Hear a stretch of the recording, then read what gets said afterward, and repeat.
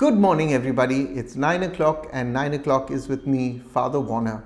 Today is the 1st of November, and we traditionally celebrate this day as the Solemnity of All the Saints. It's a happy day in the church.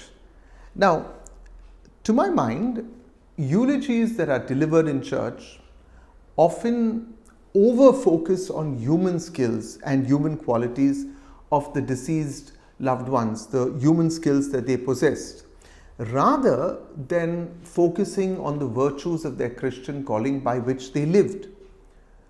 Sometimes the emotions of the eulogist at a funeral run so high that in speaking of the deceased person, the virtues of that person are magnified very often to the level of sanctity. And as one priest said, he is often tempted to look into the coffin to see if the person spoken of in the eulogy is really the person that is dead, because they magnify human qualities so greatly. And yet, there have been funeral eulogies which have deeply moved me. One such eulogy that deeply impacted me in my life several years ago, and I think I've spoken about this before, was the funeral of the father of Father Anil Rego, one of the priests of the Archdiocese of Bombay. If I'm not mistaken, this funeral was held at St. Teresa's in Bandra. Now, the deceased gentleman's spouse, Philomena, had passed away a few months earlier, and now it seemed that Leonard had died practically of a broken heart. The son who delivered the eulogy, and this was not the priest's son, but the other son, spoke not of his deceased father, but of his parents. For he said he could not conceive even talking about his deceased father without mentioning in the same breath their mother. They were joined at the hip, not at birth, but by marriage, and they lived their Christian calling as a holy family. I remember that I left this Eucharist feeling very deeply moved, with a very distinct feeling that I had attended the funeral of a very saintly man, in fact a saintly couple who lived a saintly Christian life. I had never met Leonard Rego in life, and yet in death he had stirred my heart to love Christ even more, and I believe of all those sitting in the congregation that day, he had really touched their lives. I remember I went back to the parochial house nourished by both the Eucharist and the example of a man who lived such a saintly life. While most saints have a particular feast day on the Catholic calendar, not all of those feast days are observed. The Solemnity of All Saints Day is observed to honor the many saints in heaven and those who are saints in the heart of God but never declared by the Church. Perhaps people like Leonard and Philomena. It is good to keep in mind that saints canonized by the Catholic Church are not persons who are made saints by the Pope, but persons who by a process of discernment were declared to be holy, for such a reality already existed in the very heart of God.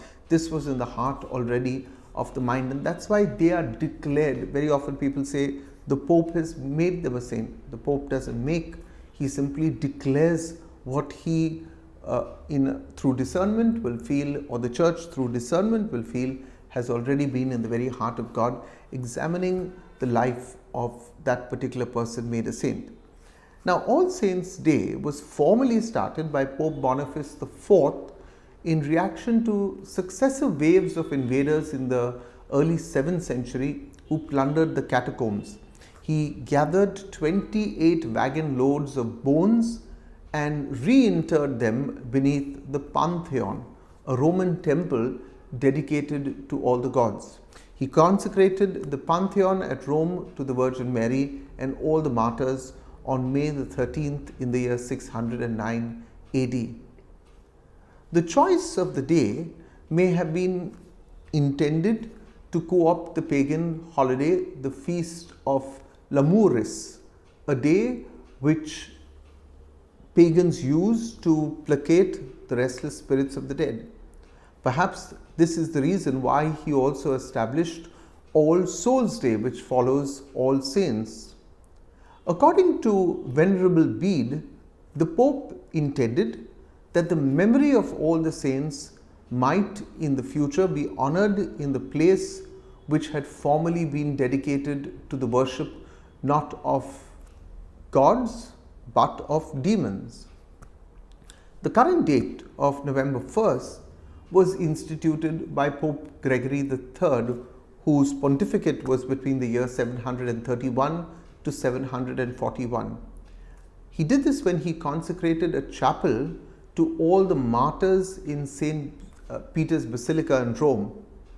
Gregory ordered his priests to celebrate the Feast of All Saints after that annually.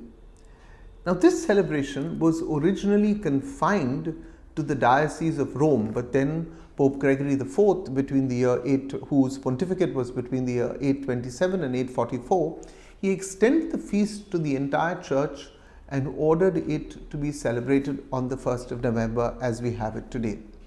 Today, we will gather in our churches and worship not only to honor the church triumphant, the saints who followed the way of Christ and are now in heaven, but also we will honor today the many whom we knew and know on earth who lived their Christian calling. This is what we mean by when we speak of the communion of saints. And for a little more reference, you can always read up the Catholic Catechism of the Catholic Church, numbers 946 to numbers 964. You can even Google it. Just go to a Catechism of the Catholic Church, number 946 to 962, and it will pop up on your screens, and you can read a little bit more about the communion of saints. I wish you a happy feast. God bless you, and I want to remember all the saints. Remember, we are called, as St. Paul tells us constantly, we are called to live saintly lives, and may our lives therefore reflect the very will and the mind of our Lord Jesus Christ. God bless you. Have a blessed day. Don't forget to like this video, share it with your friends, because many Catholics often don't know why we celebrate days such as this. This video gives you not only a pastoral insight, but it also gives you a historical insight into why we celebrate these days. Like this video, share it with your friends, and don't forget, if you haven't yet subscribed to our channel, please do that right away.